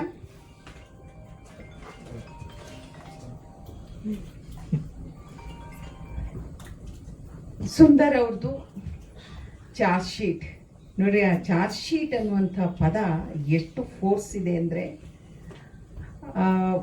ನಿಜವಾಗ್ಲೂ ಹೇಳ ಸುಂದರ್, ನಿಮ್ಮ ಫೋಟೋ ಹಾಕಿದ್ದಾರೆ ವೆಂಕಟ್ ಅವರು. ಕತೆ ಏನೋ ಇದೆ, ಚಾರ್ಜ್ ಶೀಟಿನ ಹಿಂದೆ ಒಂದು ತಂದೆ ಓಡಾಡೋ ಕಥೆಯೋ ಏನು ಇದರೊಳಗೆ ಬವಣೆ ಇದೆ, ಏನು ಸಂಕಷ್ಟ ಇದೆ, ಯಾತಕ್ಕಾಗಿ ಈ ರೀತಿಯಾದಂಥ ಒಂದು ಹೋರಾಟ ಇದೆ ಅನ್ನೋದು ನಮ್ಮೊಳಗೆ ನಾವೇ ಲೆಕ್ಕಾಚಾರ ಹಾಕೋತಾ ಹೋಗ್ತೀವಿ. ಸೊ ಅಷ್ಟೊಂದು ಈ ಟೈಟಲ್ಗೆ ಒಂದು ಶಕ್ತಿ ಕಾಣಿಸುತ್ತೆ ಅಂತ ಒಳ್ಳೆ ಟೈಟಲ್ ಅದು. ದೇವರು ಈ ಸಿನಿಮಾ, ನಾನು ನೀವು ಕೇಳಿದ್ರಲ್ಲ ಅಧ್ಯಕ್ಷ ಆಗಿ, ನಾನು ದೇವರಲ್ಲಿ ಕೇಳೋದೇನೆಂದ್ರೆ, ಒಂದೊಂದು ಸಿನಿಮಾ ರಿಲೀಸ್ ಆದಾಗಲೂ ಪರಮಾತ್ಮ ಈ ಸಿನಿಮಾನ ನಿಲ್ಲಿಸು, ಈ ನಿರ್ಮಾಪಕರಿಗೆ ಒಳ್ಳೇದಾಗ್ಲಿ, ಚಿತ್ರರಂಗಕ್ಕೆ ಒಂದು ಹೆಸರು ತರಲಿ, ಸಿನಿಮಾ ನಿಂತ್ರೆ ನಾವು ಬದುಕಿದ ಹಾಗೆ ಅಲ್ವಾ ರಾಕ್ಲಿನ್ ಸರ್? ಸಿನಿಮಾ ಪ್ರತಿ ಸಿನಿಮಾ ಸಂದರ್ಭದಲ್ಲೂ ಒಂದು ಆಸೆ ಮತ್ತು ಒಂದು ಒಳ್ಳೇದಾಗ್ಲಿ ಅನ್ನುವಂತ ಒಂದು ಹಾರೈಕೆ, ಇವೆರಡೂ ಕೂಡ ನಾವು ಯಾವಾಗ್ಲೂ ಕೂಡ ಮಾತಾಡ್ಕೋತೀವಿ. ನಾನು ಇದ್ರದ್ದು ಏನೂ ನೋಡಿಲ್ಲ, ಟೈಟ್ಲು ನೋಡಿಲ್ಲ, ಹಾಡು ನೋಡಿಲ್ಲ, ಏನು ನೋಡಲಿಲ್ಲ. ಆದರೆ ಒಂದು ಗೊತ್ತು, 250ನೇ ಸಿನಿಮಾ ಅಂತ ನಾನು ಒಪ್ಪಲ್ಲ. ಸುಂದರ್ ಅವ್ರು, ನಾನು ಮೊಟ್ಟ ಮೊದಲ ನನ್ನ ಅಗ್ನಿ ಪರೀಕ್ಷೆ ಚಿತ್ರ 1986ರಲ್ಲಿ ನನ್ನ ನಿರ್ಮಾಣದ ಚಿತ್ರದಲ್ಲಿ ಇವರು ಕೂಡ ಒಂದು ಪ್ರಮುಖವಾದಂತಹ ದೊಡ್ಡ ಪಾತ್ರ ಸುಂದರ್ ಅವರು ಅಗ್ನಿ ಪರೀಕ್ಷೆ. ಸೊ ಸುಂದರ್ ಇದ್ದಲ್ಲಿ ಅಲ್ಲಿ ಒಂದು ಮನುಷ್ಯತ್ವ ಅನ್ನೋದಿರುತ್ತೆ, ಒಂದು ಮಾನವೀಯತೆ ಇರುತ್ತೆ, ಮತ್ತೆ ಸರಿ ತಪ್ಪು ಯಾವುದು ಸರಿ ಯಾವುದು ತಪ್ಪು ಅನ್ನೋದನ್ನ ನೋಡುವಂತ ಕಣ್ಣು, ಆ ಕಣ್ಣು ಕೂಡ ಒಳಗಣ್ಣಿರುತ್ತೆ ಸುಂದರಂಗೆ. ಬಹಳ ಹೆಂಗರ್ಲು. ನನ್ನಂತೂ ಅವರು ತಾಯಿ ಅಮ್ಮ ಅಂತಾನೆ ಕರೀತಾರೆ. ವಾಣಿಜ್ಯ ಮಂಡಳಿಯಲ್ಲಿ ಯಾವ ಒಳ್ಳೆ ಮಾತುಗಳನ್ನು ಆಡುವಾಗ, ನಾವು ಚರ್ಚೆಗಳು ಮಾಡುವಾಗ ಆ ಹೆಂಗರಳು ಮತ್ತು ಅವರ ಒಳ್ಳೆಯತನ ಅವೆರಡನ್ನೂ ಕೂಡ ನಾನು ಗಮನಿಸಿದ್ದೀನಿ. ಸುಂದರ್ ನಿಜವಾಗ್ಲೂ ನಮ್ಮ ಸುತ್ತಮುತ್ತ ಇರುವಂತ ಒಬ್ಬ ಒಳ್ಳೆಯ ಆತ್ಮೀಯ ಒಳ್ಳೆಯ ಮನುಷ್ಯ. ದೇವ್ರು ನಿಮ್ಗೆ ಒಳ್ಳೇದ್ ಮಾಡ್ತಾರೆ ಅಂತಾನೆ ಹೇಳ್ತೀನಿ. ಈ ಸಿನಿಮಾ ನಿಮ್ಗೆ 250ನೇ ತಮ್ಮ ಚಿತ್ರ ಜಯಬೇರಿ ಬಾರಿಸ್ಲಿ. ನೀವು ಕನ್ನಡ ಚಿತ್ರರಂಗಕ್ಕೆ ಇನ್ನೊಂದಷ್ಟು ವರ್ಷಗಳ ಕಾಲ ನಿಮ್ಮ ಕೊಡುಗೆಯನ್ನ ನೀಡಿ ಅಂತ ನಾನು ಹಾರೈಸ್ತೀನಿ. ಸುಂದರ್, ತಮಗೂ ಕೂಡ ಸರ್ ಬೆಸ್ಟ್ ವಿಶಸ್. ಯಾವತ್ತು ರಿಲೀಸ್ ಮಾಡ್ತೀರಾ ಸರ್? ಬೇಗ ರಿಲೀಸ್ ಮಾಡಿ. ಎಲ್ಲರೂ ಬೆವರೋಸ್ಕೋತಾ ಇದ್ದಾರೆ, AC ಬೇರೆ ಆಫ್ ಮಾಡಿಸಿದ್ದಾರೆ. ಓಕೆ, ತುಂಬಾ ಚೆನ್ನಾಗಿ ಮಾತಾಡಿದ್ರು ನಮ್ಮ ಧ್ರುವ ಅವರು. ಅದು ನಾನು ಒಂದೇ ಕೇಳಿದ್ದು, ಧ್ರುವ ಒಂದು 4-5 ಸಿನಿಮಾಗಳು ಮಾಡಿ ಧ್ರುವ, ನಮ್ಮ ಪಕ್ಕದಲ್ಲೇ ಕೂತಿದ್ದೀರಾ, ವರ್ಷಕ್ಕೆ ಒಂದು 4-5 ಒಳ್ಳೊಳ್ಳೆ ಸಿನಿಮಾಗಳನ್ನು ಮಾಡಿ. ಇವ್ರು ನಮ್ಮ ಹುಡುಗಿ ಅಂತೂ ಮಾಡ್ತಿದ್ದಾಳೆ. ಪ್ರತಿಯೊಬ್ರು ಏನ್ ಸರ್ ಸಿನಿಮಾ ಎಲ್ಲರೂ ಮಾಡ್ಲಿ, ಪ್ರತಿಯೊಬ್ರು ದೊಡ್ಡ ದೊಡ್ಡ ಹೀರೋಗಳು ಅಂತ ಯಾರ್ಯಾರು ಅನ್ಕೊಂಡಿದ್ದೀರಲ್ಲ, ಪ್ರತಿಯೊಬ್ಬರಿಗೂ ರಿಕ್ವೆಸ್ಟ್ ಏನಂದ್ರೆ, ಈ ಮೂಲಕನೂ ನಾನು ರಿಕ್ವೆಸ್ಟ್ ಮಾಡೋದಿಷ್ಟೇ, ವರ್ಷಕ್ಕೆ ಕನಿಷ್ಠ ಒಂದು 2-3 ಸಿನಿಮಾಗಳು ಒಬ್ಬೊಬ್ಬ ನಾಯಕರಿಂದ ಬಂದ್ರೆ ಇಂಡಸ್ಟ್ರಿ ಸ್ವಲ್ಪ ಸಮೃದ್ಧಿಯಾಗಿ ಮಾಡೋಣ. ಅದು ಯಾಕೆ ಅವ್ರು ಕಾಲ್ ಶೀಟ್ ಕೊಡ್ತೀನಿ ಅಂದ್ರೆ ಡೆಫಿನೆಟ್ ಆಗಿ ಮಾಡ್ತೀನಿ. ಆಯ್ತಾ? ಯಾಕೆ ಮಾಡೋದಿಲ್ಲ? ನಮ್ ಹೀರೋ ಅಲ್ವಾ, ನಮ್ಮ ಹುಡುಗ ಅಲ್ವಾ, ನಾನು ಅವನು ಚಿಕ್ಕದಿರುವಾಗ್ಲೂ ನೋಡಿದ ಮಗು ಅಲ್ವಾ. ಸೊ ಡೆಫಿನೆಟ್ ಆಗಿ ಸರ್ ಮಾಡಿ ಅಂತ ರಿಕ್ವೆಸ್ಟ್ ಮಾಡ್ತೀನಿ. ಆದ್ರೆ ತುಂಬಾ ದುಡ್ಡು ಖರ್ಚು ಮಾಡಿ ಮಾಡಲ್ಲ ತಮ್ಮ.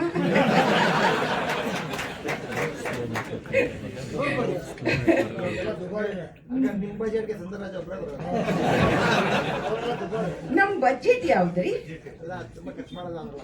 ಅಲ್ಲ ಅಂದ್ರೆ ನಾವು ಸಮುದ್ರಕ್ಕೆ ಹಾಕಿದ್ರು ಅಳದು ಹಾಕ್ತೀವಿ ಅಷ್ಟೇ. ಎಲ್ಲರಿಗೂ ಧನ್ಯವಾದ. ನನಗೆ ಈ ಅವಕಾಶ ಕೊಟ್ಟಿದ್ದಕ್ಕೆ, ಇಲ್ಲಿ ತಮ್ಮ ಈ ಸಿನಿಮಾದ ಬಗ್ಗೆ 2 ಮಾತಾಡ್ಲಿಕ್ಕೆ ಅವಕಾಶ ಕೊಟ್ಟಿದ್ದಕ್ಕೆ, ಈ ಸಿನಿಮಾ ನೋಡ್ಬಿಟ್ಟು ಅವತ್ತಿನ ದಿನ ಇನ್ನೊಂದ್ಸಲ ಮಾತಾಡ್ತೀನಿ. Thank you so much. ನಮಸ್ತೆ ಸರ್. ತುಂಬಿಟ್ಟಿದೆ, ಫುಲ್ ಮೀಲ್ಸ್ ಆಗೋಗ್ಬಿಟ್ಟಿದೆ ನನಗೆ. ಬಹುಶಃ ನನ್ನ ಕೆರಿಯರಲ್ಲೇ ಇಂತಹ ಒಂದು ಪ್ರೆಸ್ ಮೀಟ್ ನಾನು ನೋಡೇ ಇಲ್ಲ. ಮುಖ್ಯವಾಗಿ ಹೇಳಬೇಕು ಅಂತಂದ್ರೆ, ಸಿನಿಮಾ ಅನ್ನೋದು ಒಂದು ಕನಸು. ಈ ಕನಸಿನ ಲೋಕದಲ್ಲೇ ನಾವು ಬೆಳೆಯೋದು ಪ್ರತಿಯೊಬ್ಬರು. We all dream cinema.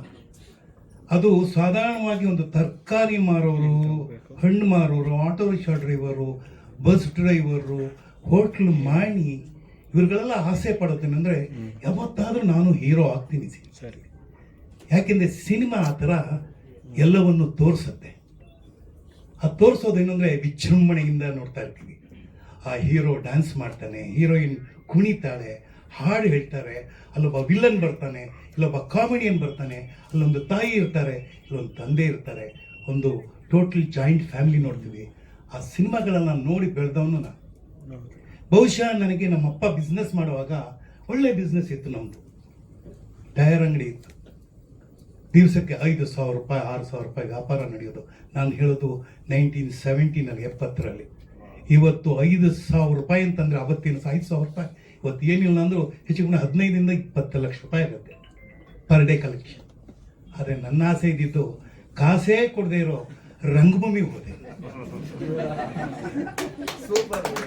ನನಗೆ ಇಲ್ಲ, ಒಂದು ಮಾತು ಹೇಳ್ತೀನಿ. ಇದು ಯಾಕೆ ಹೇಳ್ತೀನಿ ಅಂದರೆ, ನಾನು 8th ಸ್ಟ್ಯಾಂಡರ್ಡ್ 9th ಸ್ಟ್ಯಾಂಡರ್ಡ್ ಓದ್ತಾ ಇರ್ಬೇಕಾದ್ರೆ ನಮ್ಮದು ಸಾಧಾರಣ ಮಿಡ್ಲ್ ಕ್ಲಾಸ್ ಫ್ಯಾಮಿಲಿ ನಮ್ಮದು.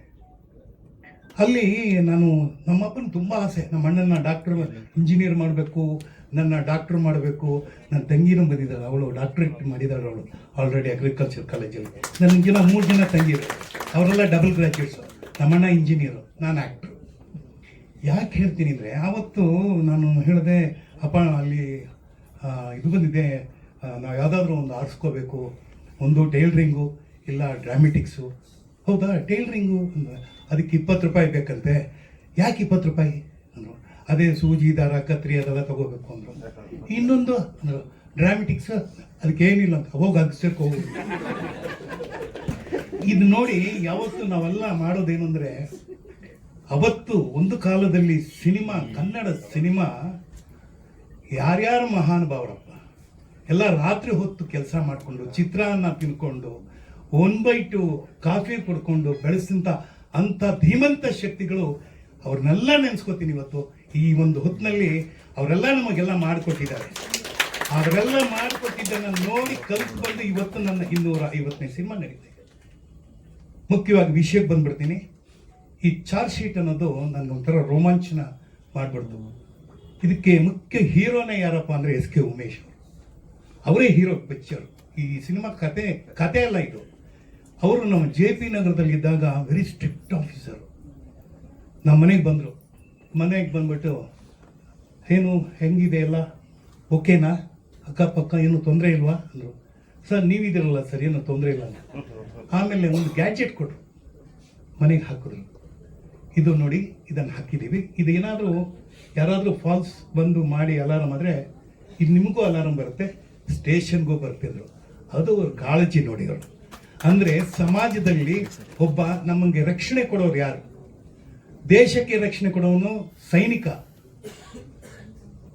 ಸ್ಟೇಟ್ಗೆ ರಕ್ಷಣೆ ಕೊಡೋರು ಪೊಲೀಸ್ ಅಧಿಕಾರಿಗಳು, ಪೊಲೀಸು ಬೇರೆಗಳು. ಸೊ ಅವರ ಒಂದು ಏನು ಒಂದು ಈ ಚಾರ್ಜ್ ಶೀಟ್ ಅನ್ನೋದು ಟೈಟಲ್ ನಮ್ಮ ನಿರ್ದೇಶಕರು ಇಟ್ಟರು.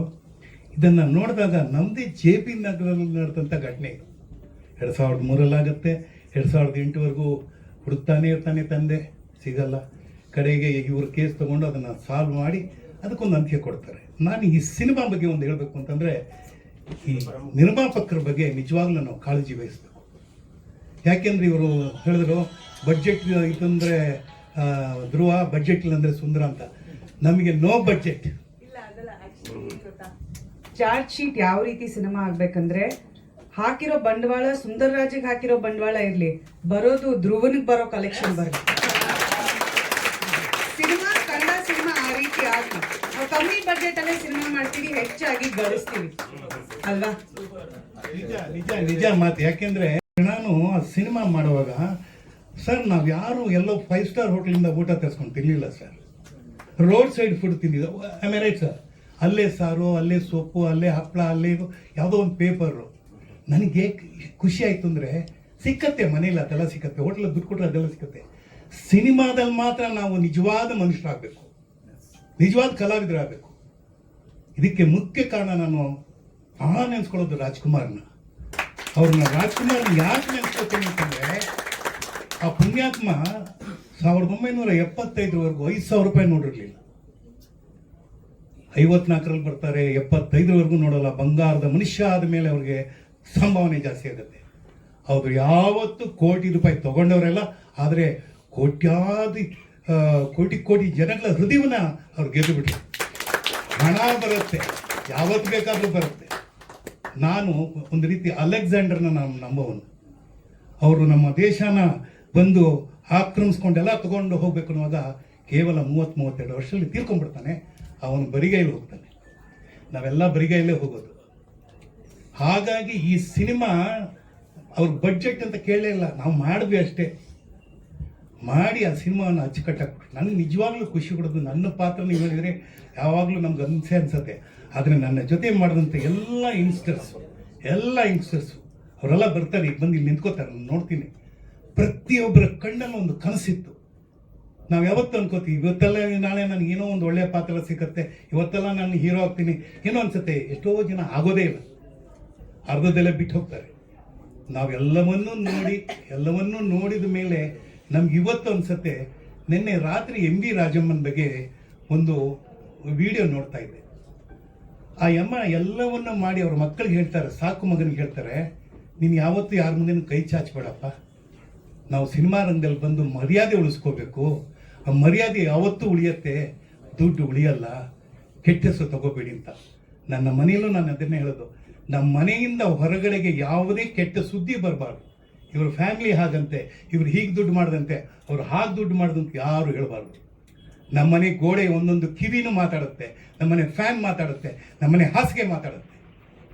ಅಷ್ಟು ಕಷ್ಟದಲ್ಲಿ ನಮ್ಮ ತಂದೆ ಒಂದು ಮಾತಾಡಿದ್ರು, take care of paisa, rupee will take care of itself. Show me your friend, I tell what you are. ನಿನ್ನ ಸ್ನೇಹಿತನ ತೋರಿಸು, ನಿನ್ನ ಯೋಗ್ಯತೆ ಏನು ಅಂತ ನಾನು ಹೇಳ್ತೀನಿ ತಂದು. ಹಾಗಾಗಿ ಇವತ್ತು ನನ್ನ ಗುರುಗಳಾದಂಥ ಡಾಕ್ಟರ್ ಎಚ್ ನರಸಿಂಹಯ್ಯನ ನೆನೆಸ್ಕೊತೀನಿ. ಅವರೊಂದು ಯೂನಿವರ್ಸಿಟಿ ವೈಸ್ ಚಾನ್ಸಲರ್ ಆಗ್ತಾರೆ. ಅವ್ರ ಜೋಬಲ್ಲಿ 100 ರೂಪಾಯಿ ಇರಲ್ಲ ಯಾವತ್ತು. ಆದರೆ ಅವ್ರು ಮಾಡಿಕೊಟ್ಟಿದೆ ಅಂದರೆ ವಿಜ್ಞಾನವನ್ನು ಕಲಿ, ಜ್ಞಾನವನ್ನು ಉಳಿಸ್ಕೊ ಅಂತ. ಅದೇ ರೀತಿ ಬರ್ತಾರೆ ನನ್ನ ಗುರುಗಳಾದಂಥ ಮತ್ತೊಬ್ಬರು ಗುರುಗಳಂತ ಬಿ ವಿ ಕಾರಂತ್. ಅವ್ರು ಹೇಳ್ತಾರೆ ಯಾವತ್ತು ಬ್ಯಾಂಕ್ ಬ್ಯಾಲೆನ್ಸ್ ಇಡಬೇಡಿ, ದುಡ್ಡಿರೋ ಕಡೆ ಫೈಟ್ ಬರುತ್ತೆ, ಸುಳ್ಳು ಹೇಳಬೇಕಾಗತ್ತೆ ಅಂತ. ಅದಾದ ಮೇಲೆ ಬರ್ತಾರೆ ಬರ್ಗೂರು ರಾಮಚಂದ್ರಪ್ಪ ಬರ್ತಾರೆ. ಇವತ್ತು ಕೂಡ ಅವರು ಅವರ ಜೀವನವನ್ನು ನೋಡ್ತಾ ಇದ್ರೆ ಅವರೇನು ಮಲ್ಟಿ ಸ್ಟೋರಿ ಕಾಂಪ್ಲೆಕ್ಸಲ್ಲಿ ಏನು ಬದುಕಿಲ್ಲ. ಅವ್ರು ಯಾವತ್ತವತ್ತು ಏನು ಬೀಡಿ ಏನು ಕೊಟ್ಟರು ಆ ಮನೆಯಲ್ಲಿ ಕುತ್ಕೊಂಡು ಅಲ್ಲೇ ಸಾಹಿತ್ಯ ಮಾಡಿಕೊಂಡು ಇವತ್ತು ಕೂಡ ಅವ್ರು ಯಾವುದೇ ರಾಜಕೀಯವಾಗಿ ನನ್ನ ಅದು ಕೊಡಿ ಇದು ಕೊಡಿ ಅಂತ ಕೇಳಿದವರೆಲ್ಲ. ಸೊ ಇಂಥ ಗುರುಗಳ ಮಧ್ಯೆ, ಇಂಥ ಸ್ನೇಹಿತರ ಮಧ್ಯೆ ನಾನು ಇದೀನಲ್ಲ, ಇಂಥ ಮಗಳು ನನಗಿರೋದು ಎಷ್ಟು ಪುಣ್ಯ, ನಾನು ಎಷ್ಟು ಪುಣ್ಯ ಮಾಡ್ತೀನಿ. ನಾವು ಪಡಿಬೇಕ್ರಿ, ಪಡಿಬೇಕು. ಯಾವ ರೀತಿ ಪಡಿಬೇಕು ಅಂದರೆ, ನಾವು ದೇವರನ್ನು ನೋಡಿಲ್ಲ, ಆದರೆ ದೇವರು ಅಂತ ಮನುಷ್ಯನ ಯಾಕೆ ಹೇಳ್ತೀವಿ ಅಂತಂದರೆ, ನಾವು ಅವರನ್ನು ಆ ರೀತಿ ಕಂಡಾಗಲೇ ಅವ್ರು ನಮ್ಮನ್ನು ಅದೇ ರೀತಿ ದೇವ್ರ ಥರ ನೋಡ್ತಾರೆ. ನಾವು ಬೇರೆ ಥರ ನೋಡಿದ್ರೆ ಅವರು ಬೇರೆ ಥರನೇ ನೋಡ್ತಾರೆ. ಸೊ ಹಾಗಾಗಿ ಈ ಸಿನಿಮಾನ ನನಗೆ ಎಲ್ಲ ನನ್ನ ಮಾಧ್ಯಮದ ಮಿತ್ರರಲ್ಲಿರೋದು ಯಾರೇನೂ ಇಲ್ಲ, ಎಲ್ಲರೂ ನೋಡಿದ್ದಾರೆ. ವಾಸಣ್ಣ ಅಂತೂ ಬಿಗಿನಿಂಗಿಂದ ನೋಡಿದ್ದಾರೆ, ಇರೋರಲ್ಲ. ನನ್ನದು ಒಂದೇ ಒಂದು ಕೋರಿಕೆ, ಕನ್ನಡ ಸಿನಿಮಾವನ್ನು ಮೊದಲು ನೋಡಿ ಅಂತ ನಾವು ಹೇಳಿದ್ದೀವಿ, ಇಲ್ಲ ಅಂತಲ್ಲ. ಪೈರಸಿಗಳಾಗಬಾರ್ದು. ಪೈರಸಿಯನ್ನು ಮಾಡಿಬಿಟ್ರೆ ಏನಾಗುತ್ತೆ ಅಂದರೆ ಅದು ಜಿರಾಕ್ಸ್ ಕಾಪಿ ಆಗುತ್ತೆ. ಒರಿಜಿನಲ್ ನೋಡ್ರಿ, ಗೋಲ್ಡಲ್ಲಿ ನೋಡ್ರಿ. ಯಾಕೆ ರೋಲ್ಡ್ ಗೋಲ್ಡಲ್ಲಿ ನೋಡಬೇಕು? ರೋಲ್ಡ್ ಗೋಲ್ಡ್ ಬೇಡ ನಮಗೆ, ಗೋಲ್ಡೇ ಬೇಕು. ಕನ್ನಡ ಸಿನಿಮಾ ಇವತ್ತು ಏನಾಗಿದೆ ಅಂದರೆ ಇಂಟರ್ನ್ಯಾಷನಲ್ ಮಟ್ಟಕ್ಕೆ ಹೋಗಿದ್ದೀವಿ ನಾವು. ಅವತ್ತು ಕೂಡ ನಾವು ಇಂಟರ್ನ್ಯಾಷನಲ್ಲೇ, ಅವತ್ತು ಕೂಡ ನಾವು ಅನೇಕ ಸಿನಿಮಾಗಳನ್ನ ಮಾಡಿದ್ವಿ. ಕಾಸರವಳ್ಳಿ ಮಾಡಿದ್ದಾರೆ, ಕಾರ್ನಾಡ್ ಮಾಡಿದ್ದಾರೆ, ಆಮೇಲೆ ಚೋಮಂದುಡಿ ಮಾಡಿದ್ದೀನಿ, ದಬ್ಬಲಿ ನೀನಾದೆ ಮಗನೆ ಮಾಡಿದ್ದೀವಿ. ಒಂದಾನೊಂದು ಕಾಲಕ್ಕಿನ ಒಂದು ಸಿನಿಮಾ ಬೇಕಾ? ಬಿಡ್ರಿ, ಅವೆಲ್ಲ ಬಿಡ್ರಿ. ಅನ್ವೇಷಣೆಯಿಂದ ಒಂದು ಸಿನಿಮಾ ಮಾಡಿದ್ವಿ, ಅದರಲ್ಲಿ ಹೆಣದ ಪಾತ್ರ ಬರೆದ್ರು ಚೆನ್ನಾಗಿ. ಹೆಣದ ಪಾತ್ರ ಅಂದರೆ ಜೀವಂತ ಅಭಿನಯ ಅಂತಂದ್ರು, ಸಾಕು ನಂಗೆ. ಅಂದರೆ ಒಂದು ಮಾತು ನಾನು ಎಕ್ಸ್ಟೆಂಡೆಡ್ ಆಗಿ ಕೇಳ್ತೀನಿ, ಯಾವುದೇ ಒಂದು ವಿಚಾರ ತಗೊಂಡಾಗ ನಾವು ಅದಕ್ಕೆ ಗಂಭೀರವಾಗಿ ಅದಕ್ಕೊಂದು ಒತ್ತು ಕೊಡಬೇಕು. ಆ ಒಂದು ಚಿಕ್ಕ ಪಾತ್ರ ಅಂತ ಬರಲ್ಲ ಸಿನಿಮಾದಲ್ಲಿ, ಚಿಕ್ಕ ಪಾತ್ರ ಅಂತ ಇರಲ್ಲ. ಆ ಪಾತ್ರ ಇರುತ್ತೆ. ಗೇಟ್ ಕೀಪರ್ ಅಂತ ಬಂದಾಗ ಆ ಗೇಟ್ ಕೀಪರ್ ಏನೋ ಒಂದು ವಿಚಾರ ಇರುತ್ತೆ, ಅವನೇ ಅದನ್ನು ಸತ್ಯಗಳನ್ನ ನೋಡ್ಬಿಟ್ಟಿರ್ತಾನೆ. ಆ ಪಾತ್ರನ ಮಾಡಬೇಕಾದ ಸಂದರ್ಭದಲ್ಲಿ ಮಾಡಲೇಬೇಕು. ಅದಕ್ಕೆ ಕಲಾವಿದರು ಬೇಕು, ಎಲ್ಲ ರೀತಿ ಪಾತ್ರಗಳು ಮಾಡಬೇಕು. ವಿಲ್ಲನ್ ಮಾಡಿದ್ದೀನಿ, ಪೋಷಕ ಪಾತ್ರ ಮಾಡಿದ್ದೀನಿ, ನಾಯಕನ ಪಾತ್ರ ಮಾಡಿದ್ದೀನಿ, ತಮಿಳ್ನಲ್ಲಿ ಮಾಡಿದ್ದೀನಿ, ತೆಲುಗುನಲ್ಲಿ ಮಾಡಿದ್ದೀನಿ, ಮಲಯಾಳದಲ್ಲಿ ಮಾಡಿದ್ದೀನಿ, ಹಿಂದಿನಲ್ಲಿ ಮಾಡಿದ್ದೀನಿ. ಆದರೆ ಎಲ್ಲೇ ಮಾಡಿದ್ರು ನಮ್ಮ ಮನೆ ನಮಗೆ ಇಷ್ಟ. ಕನ್ನಡ ನಾಡಿನಲ್ಲಿ, ಕರ್ನಾಟಕದಲ್ಲಿ ನಾವು ವಿಜೃಂಭಿಸ್ಬೇಕ್ರಿ. ಅದು ಯಾರ್ಯಾರು ಈ ಮಣ್ಣಿನ, ಈ ಗಟ್ಟಿ ಮಣ್ಣಿನಲ್ಲಿ ಬಾಳಿ ಬೆಳಕಿದ್ದಾರೆ ಅವರೆಲ್ಲ ಇವತ್ತು ಚೆನ್ನಾಗೇ ಇದ್ದಾರೆ. ಅದಕ್ಕೆ ಉದಾಹರಣೆ ಅಂದರೆ ಪಕ್ಕದಲ್ಲೇ ಕೂತಿರೋ ನಮ್ಮ ಜಯಮ್ಮ ಹಾಗೂ ರಾಕ್ಲೈನ್ ವೆಂಕಟೇಶು ಮತ್ತು ಇಲ್ಲಿರೋರು. ಒಂದು ಮಾತು ಹೇಳೋಕ್ಕೆ ಇಷ್ಟಪಡ್ತೀನಿ ನಮ್ಮ ನಿರ್ದೇಶಕರ ಬಗ್ಗೆ. ಶಿವಶಂಕರ್ ಅಂತ ಮೊದಲನೇ ಕನ್ನಡ ಸಿನಿಮಾ ಮಾಡ್ತಾರೆ. ಎಲ್ರಿಗೂ ಒಂದು ಟೈಟ್ಲ್ ಇರ್ತಾರಪ್ಪ. ನಾವೆಲ್ಲ ಆಸೆ ಪಡೋದೇನೆಂದರೆ ಮನೆ ಕಟ್ಟಿ ನೋಡು, ಮದುವೆ ಮಾಡಿ ನೋಡು, ಇಷ್ಟೇ. ಅವರು ಮನೆ ಕಟ್ಟಿ ನೋಡು ಅಂತ ಒಂದು ಸಿನಿಮಾ ಮಾಡಿದ್ರು 1962 65. ಅವಾಗ ನಾನು ಜಯನಗರದಲ್ಲಿದ್ದೆ. ನಾನು ನೋಡಿದ ಮೊದಲನೇ ಕನ್ನಡದ ಸಿನಿಮಾದ ಚಿತ್ರೀಕರಣ. ಅವರು ಕೊನೆಯವರೆಗೂ ನನಗೆ ಒಂದು ಗುರುಸ್ಥಾನದಲ್ಲೇ ಇದ್ರು, ಒಳ್ಳೊಳ್ಳೆ ವಿಚಾರಗಳನ್ನ ಹೇಳಿದ್ರು. ಅವರು ಇವತ್ತು ಕೂಡ ಬೆಂಗಳೂರು ಬಗ್ಗೆ ಅವರ ಹಾಡುಗಳಲ್ಲಿ ಬಹಳ ಒಳ್ಳೆ ವಿವರಣೆಗಳು ಬರುತ್ತೆ. ಬೆಂಗಳೂರು ಬಗ್ಗೆ ಬರುತ್ತೆ, ಜಯನಗರದ ಬಗ್ಗೆ ಅದ್ರ ಬಗ್ಗೆ ಬರೆದಿದ್ದಾರೆ. ಸೊ ಹೀಗಾಗಿ ಅಂತಹ ಒಬ್ಬ ನಿರ್ದೇಶಕ ಅಂದರೆ ಅಂತಹ ನಿರ್ದೇಶಕನ ಅವರ ಕುಡಿಯಾಗಿ ಬಂದಿರುವ ನಮ್ಮ ಈ ವೆಂಕಟ್ ಭಾರದ್ವಾಜ್ ನಾನು ಕಂಡಿಡ್ದಿದ್ದೆಲ್ಲಪ್ಪ ಅಂದರೆ ಏರ್ಪೋರ್ಟಲ್ಲಿ ಇವರು ಬಂದರು. ಸರ್ ನಮಸ್ಕಾರ ಸರ್ ಅಂತಂದರು. ಯಾರು ನೀವು ಅಂದೆ. ಸರ್ ನಾನು ನಿಮ್ಮ ಫ್ಯಾನು ಸರ್. ಎಷ್ಟೋ ಜನ ಫ್ಯಾನ್ ಇದ್ದಾರೆ, ಇವನ ಫ್ಯಾನ್ ಅಂದರೆ. ಸರ್ ನಾನು ಯಾರು ಗೊತ್ತಾ ಸರ್? ಅಲ್ಲಪ್ಪ ನೀನು ಫ್ಯಾನ್ ಅಂತ ಹೇಳಿದ್ರೆ ನೀನು ಯಾರು? ಸಿ ವಿ ಶಿವಶಂಕರ್ ಮಗ ಸರ್. ನನಗೆ ಇದಾಗೋಯ್ತು. ಯಾವಾಗಲೂ ಕಚ್ಚೆ ಪಂಚೆ ಉಟ್ಕೊಂಡು ಎಲ್ಲ ಬಡತನದಲ್ಲೇ ಇರ್ತಾರೆ ಅಂತ ನಾವು ಅಂದ್ಕೊಂಡ್ಬಿಡ್ತೀವಿ. ಇಲ್ಲ, ಎಲ್ಲ ತಂದೆ ತಾಯಿಗಳ ಕನಸೇನಿರ್ತಂದೆ ನಾನು ಹೆಂಗೋ ಆಗ್ಬಿಟ್ಟೆ, ನನ್ನ ಮಕ್ಕಳು ಓದಿ ಚೆನ್ನಾಗಿರ್ಬೇಕು ಅಂತ ಹೇಳಿ IT ಮಾಡಿದ್ದಾರೆ. ಅವರು IT ಇದರಲ್ಲಿ ದೊಡ್ಡದಾಗಿ ಸಿಂಗಾಪುರ ಜರ್ಮನಿ ಎಲ್ಲ ಕೆಲಸ ಮಾಡ್ತಾ ಇದ್ರು. 70 ದೇಶ ಸುತ್ತಿದ್ದಾಯ್ತು. ಈಗ ಅವರು ಎಲ್ಲ ಸುತ್ತ ಮೇಲೆ ಒಂದು ದಿವಸ ಬಂದರು, ಒಂದು ಪಿಕ್ಚರ್ ಮಾಡಿದ್ರು. ನಾನು ಸೆನ್ಸಾರ್ ಮಂಡಳಿ ಇದರಲ್ಲಿ ಇದ್ದೆ, ನೋಡ್ತಾ ಇದ್ದೆ. ಆಮ್ಲೆಟ್ ಆ ಪಿಕ್ಚರ್, ಆಮ್ಲೆಟ್ ಅಂತ ಪಿಕ್ಚರ್ ನೋಡಿದ ತಕ್ಷಣ ಪಿಕ್ಚರ್ ಅಷ್ಟು ಚೆನ್ನಾಗಿ ಮಾಡಿದ್ರು. ನಾನು ಯಾರು ಇದ್ರು ಡೈರೆಕ್ಟ್ ಅಂದರೆ ನೋಡಿದ್ರೆ ಇವರೇ ಬಂದರು. ಆಮೇಲೆ ಇವರು ಹೇಳಿದ್ರಲ್ಲ ನಮ್ಮ ಮನೆಗೆ 9:30 ಬಂದಾಗ ಕತೆ ಅಂತ, ನಾನು ಮೊದಲೇ ಮನಸ್ಸಿಗೆ ಇಟ್ಕೊಂಡ್ಬಿಟ್ಟಿದ್ದೆ ಇವ್ರಿಗೆ ಡೈರೆಕ್ಷನ್ ಯಾವತ್ತೂ ನಾನು ಆ್ಯಕ್ಟ್ ಮಾಡಬೇಕು ಅಂತ ತುಂಬ ಆಸೆ ಪಟ್ಟಿದ್ದೆ. ಅದು ನೆರವೇರಿತು. ನನಗೆ ಅನ್ನದಾತರಾದಂಥ ಲಕ್ಷ್ಮಣ್ ಹಾಗೂ ದಿನೇಶ್, ನಿಜವಾಗ್ಲೂ ಪುಣ್ಯಾತ್ಮ ಅರ್ಜುನ್ ಜ್ಯುವೆಲರಿ ಅವರು ಸಿನಿಮಾನೇ ಗೊತ್ತಿಲ್ಲ. ಆ ಪುಣ್ಯಾತ್ಮ ಸಿನಿಮಾ ಏನು ಅಂತ ಗೊತ್ತಿಲ್ಲ, ಆದರೆ ಆ ಸಿನಿಮಾವನ್ನು ಏನು ಅಂತ ತೋರಿಸ್ಬೇಕಾದವರು ಗೊತ್ತಿರೋರು ನಾವು ತೋರಿಸ್ಕೊಡ್ಬೇಕು ಅವ್ರಿಗೆ. ಯಾಕೆಂದರೆ ನಿರ್ಮಾಪಕರನ್ನು ಉಳಿಸ್ಕೋಬೇಕು ನಾವು. ಅವರು ಒಂದು ಸಿನಿಮಾ ಮಾಡಿದ್ರೆ ಇನ್ನು 10 ಸಿನಿಮಾ ಮಾಡ್ತಾರೆ, 10 ಸಿನಿಮಾ ಮಾಡಿದ್ರೆ ಇನ್ನು 100 ಜನಕ್ಕೆ ಕೆಲಸ ಸಿಗತ್ತೆ. ನಾನು ಹೇಳ್ತೀನಿ, ಕನ್ನಡಿಗರಿಗೆ ಕೆಲಸ ಸಿಗಬೇಕು, ಕನ್ನಡ ಕಲಾವಿದರಿಗೆ ಕೆಲಸ ಸಿಗಬೇಕು, ಕನ್ನಡದ ನಿರ್ದೇಶಕರಿಗೆ ಕೆಲಸ ಸಿಗಬೇಕು. ಕನ್ನಡ ಸಿನಿಮಾ ರಂಗ ಮೊದಲು ಏನು ಗತವೈಭವದಿಂದ ಇತ್ತು ಆ ಸ್ಥಾನವನ್ನು ಮತ್ತೆ ಪಡೆಯುತ್ತೆ ಅನ್ನೋ ನಂಬಿಕೆ ನನಗಿದೆ. ಸೊ ಈ ಒಂದು ಎಲ್ಲ ಮಾತುಗಳನ್ನ ಆಡಿ ನನಗೆ ಈ ಮಾತನ್ನು ಆಡೋದಕ್ಕೆ ಅವಕಾಶ ಮಾಡಿಕೊಟ್ಟಿದ್ದೀರಾ. 250 ದೊಡ್ಡ ನಂಬರ್ ಅಲ್ಲ ಅದು, ಬೇಕು ಅಂತ ಇದೆ. ಆದರೆ ಈಗ ವರ್ಷಕ್ಕೆ 250 ಸಿನಿಮಾ ಬರುತ್ತೆ, 300 ಸಿನಿಮಾ ಬರುತ್ತೆ. ನನಗೆ 250 ಸಿನಿಮಾ ಕಂಪ್ಲೀಟ್ ಆಗೋಕ್ಕೆ 53 ವರ್ಷ ಆಯಿತು. 53 ಇಯರ್ಸ್, 1973ಇಂದ 2026ವರೆಗೂ ಕಾದು ಒಂದು ಹದ ಬಂದು ಈ ಪಾತ್ರ ಮಾಡಿದ್ದೀನಿ. ಯಾವತ್ತೂ ಸೀದೋಗ್ಬಿಡ್ಬಾರ್ದು ಪಾತ್ರಗಳು. ಹದವಾಗಿರೋ ಪಾತ್ರನೂ ಹದವಾಗಿರಬೇಕು, ಮನುಷ್ಯನೂ ಹದವಾಗಿರಬೇಕು, ಮಾತು ಮೃದುವಾಗಿರಬೇಕು, ಭಾವನೆಗಳು ಚೆನ್ನಾಗಿರಬೇಕು, ನಡತೆ ನೇರವಾಗಿರಬೇಕು, ನುಡಿ ಸ್ಟ್ರಾಂಗ್ ಆಗಿರಬೇಕು ಅಂತ ಹೇಳ್ತಾ ನನ್ನ ಮಾತು ಮುಗಿಸ್ತೀನಿ.